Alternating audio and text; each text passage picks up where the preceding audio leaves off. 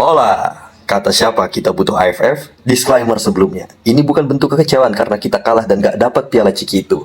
Ya, karena semua juga tahu, gak semua hasil yang kita dapat di turnamen marginal tersebut cukup meyakinkan. Bermodal materi seadanya, bahkan sampai kekurangan amunisi, kita tetap fight hingga akhir. Sementara dari segi regulasi dan penjadwalan, event-event yang diadakan oleh AFF ini jelas masih di luar agenda FIFA. Ya, kita cuma kalah aja pada saat adu tos-tosan, ya, itu kan faktor keberuntungan di situ.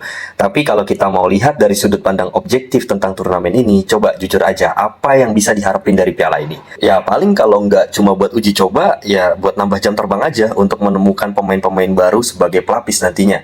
Sisanya ya nggak ada lagi. Karena di level senior pun, poin yang ada di turnamen ini begitu kecil. Bahkan jauh lebih kecil dari FIFA Matchday atau pertandingan persahabatan lainnya. Karena memang turnamen ini nggak masuk kalender FIFA, of course. Ya, itu yang senior. Apa kabar dengan yang kelompok umur? Ya pastinya lebih parah. Lebih tepatnya bisa dikatakan nggak layak masuk kalender FIFA. Event itu rencananya Gianni Infantino mau masukin piala kaleng ini ke agenda FIFA, ya tetap aja kalau menurut saya ya nggak pantas. Kenapa begitu? Ya kita fair-fairan aja coba. Sebesar apa sih value yang dimiliki oleh turnamen ini? Nyaris nggak ada value, ya nggak ada nilainya. Yang dia jual itu paling sebatas nilai gengsinya aja. Mereka memanfaatkan animo dari gengsi setiap masyarakat di Asia Tenggara, seolah kalau juara di turnamen ini otomatis jadi yang terbaik di ASEAN. Itulah yang menjadi pemicu exposure dari AFF ini menjadi lebih besar dan menjadi pasar di Asia Tenggara. That's it, sesimpel itu. Dari segi fungsi, coba kita kalau mulai fair-fairan, ini ya fungsinya nggak lebih dari sekedar cari bakat dan jam terbang. Makanya yang turun rata-rata pemain pelapis, yang minim pengalaman. Kalau dari kelompok umur apalagi lebih parah dari itu. Nah, kalau di senior ya bisa aja sih ada pemain langganan timnas dari negara masing-masing yang mau turun cuma untuk main di turnamen sekelas AFF. Tapi kan belum tentu kehadiran skuad utama itu sekomplit pertandingan di bawah kalender FIFA. Jelas, klub pun belum tentu mau melepas para pemain mereka. Dan turnamen ini kerap diadakan saat liga masih berjalan bagi kelompok umur ya. Saya bicara bagi kelompok umur. Nah, kalau yang senior, pas bursa transfer atau saat pemain lagi butuh jatah libur. Karena biar gimana pun kan pemain juga bukan robot. Mereka juga manusia yang butuh istirahat untuk recovery menghadapi musim berikutnya di klub mereka masing-masing. Itulah kenapa AFF ini hanya cukup jadi wadah bagi wajah-wajah baru atau para pemain debut untuk mendapatkan menit bermain, jam terbang dengan atmosfer kompetisi bergengsi antar negara se-Asia Tenggara yang fungsinya juga bisa jadi pelapis demi amunisi kedalaman skuad tiap negara begitu dibutuhkan untuk event yang jauh lebih penting. Artinya di sini teman-teman sudah nangkep ya, fungsi dan exposure Piala AFF itu sendiri, termaksud SEA Games. Biasanya bakal timbul pertanyaan, kenapa sih AFF nggak dimasukin aja sebagai kompetisi resmi di agenda FIFA? Ya, pertama dari segi regulasi, lagi-lagi saya jelaskan, dan schedule mainnya ya, cara penempatan waktu turnamen itu sendiri. Kalau masih mau maksain sistem sekarang, yang home away itu nggak kecandak kayaknya waktunya. Ya, karena kalau dilihat dari jatah main tiap negara di fase grup Piala AFF, asumsi sampai ke final deh. Itu masing-masing negara harus menjalani 8 match. 4 dari fase grup, 4-nya lagi di fase knockout. Karena 2 leg semifinal dan 2 leg final. Ini adalah final paling lucu sih sebenarnya. Artinya kalau dari 8 match, punya jarak sekurang-kurangnya selang 2 hari, minimal 2 hari itu. Hari ini main, lusa udah main lagi. Ya kan? Berarti kita butuh 16 hari lebih cuma buat ngabisin jatah main di Piala Kaleng ini. Itu untuk yang senior. Sementara jatah main FIFA Matchday itu rata-rata cuma 10 hari ya. Kurang lebih 10 hari atau ya bisa lebih sih. Yang artinya selama 10 hari itu negara-negara anggota FIFA dipersilahkan untuk memainkan lebih dari 1 laga uji coba. Misalnya bisa 1-2 laga uji coba atau bisa juga membuat mini turnamen. Baik itu sistem round robin seperti di Java, AFF-nya negara-negara Asia Tengah, sekelas Iran, Uzbekistan, pokoknya yang ada Kistan-Kistannya itu, yang diadakan pas kalender FIFA.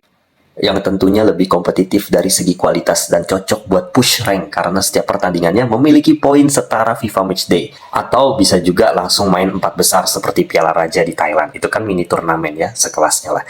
Artinya butuh ada perubahan besar dari sistem di AFF senior itu sendiri untuk penjadwalannya ya, untuk schedule ulang dengan meninggalkan tradisi lama yang butuh 16 hari durasi eventnya.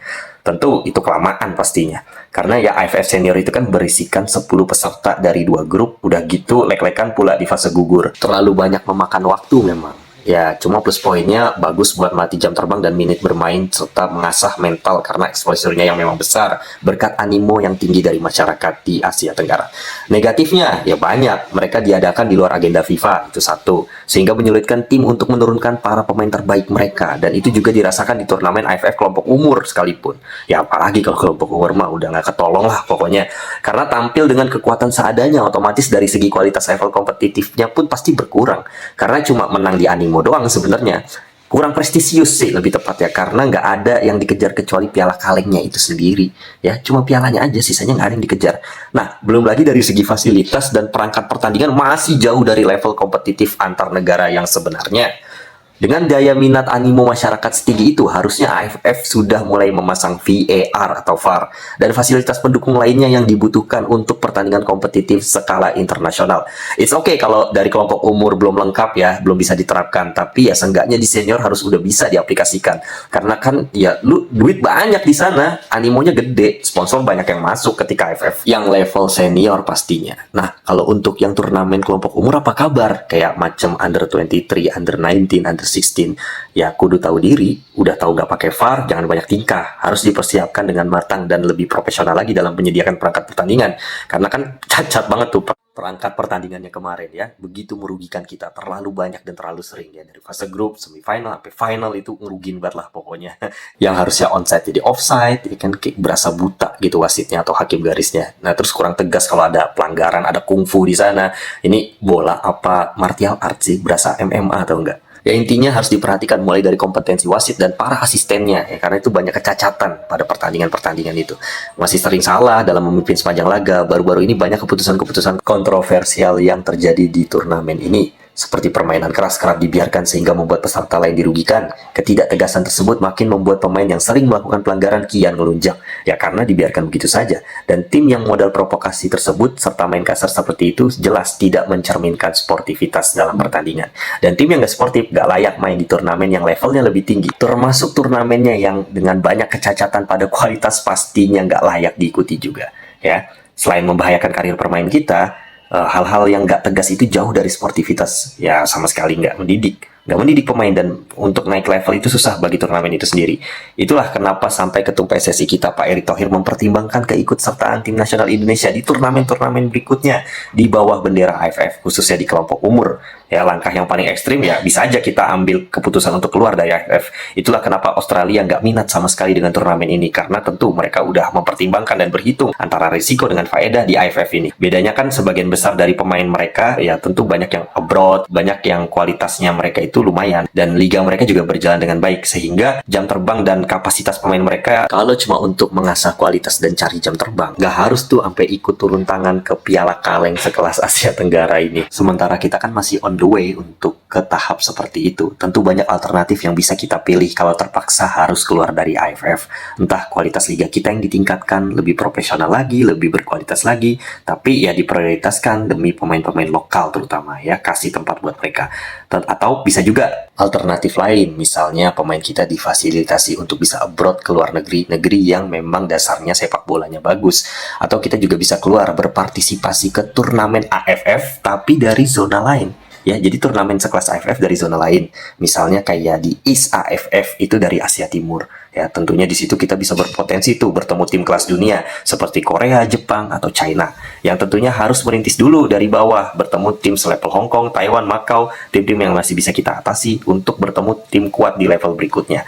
Ya. Atau kalau mau instan dan langsung ketemu lawan yang tangguh, kita bisa masuk ke Java. Itu dari Asia Tengah, fisik mereka gede-gede di situ, teknik mereka juga matang-matang. Di situ kita nggak perlu merintis, kita bisa langsung ketemu tim kuat langganan Piala Dunia seperti Republik Islam Iran, atau setidaknya tim seperti Uzbekistan dan Kyrgyzstan, Tajikistan atau Turkmenistan. Tentu ini jauh lebih kompetitif level lawannya ketimbang negara-negara ASEAN yang itu-itu aja lawannya ya, kapan kita berkembangnya. Ditambah untungnya turnamen Java ini diadakan bertepatan saat FIFA Matchday, artinya di sini dia masuk ke kalender FIFA dan poinnya itu pasti lumayan untuk push rank ya, karena bentuknya itu mini turnamen dan waktunya juga cukup kok. Jelas lebih worth it daripada AFF kan, yang lawannya itu lagi ya, ngapain banget.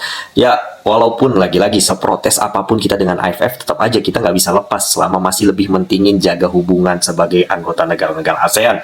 Ya balik lagi, lebih penting martabat kita di mata ASEAN, yang kita sendiri aja disepelein, apa martabat bangsa sendiri, yang dengan itu kita bisa lebih berprestasi, bisa lebih naik level karena berani keluar dari zona nyaman. Semoga ini bisa jadi masukan atau pertimbangan bagi PSSI dan stakeholder sepak bola Indonesia kalau benar-benar sudah muak dan bertekad bulat untuk meninggalkan zona ASEAN. Karena zona ASEAN adalah zona yang nyaman, saking nyamannya kapan kita berkembang. Ya, itu aja dari saya. Terima kasih telah menonton. Thanks for watching.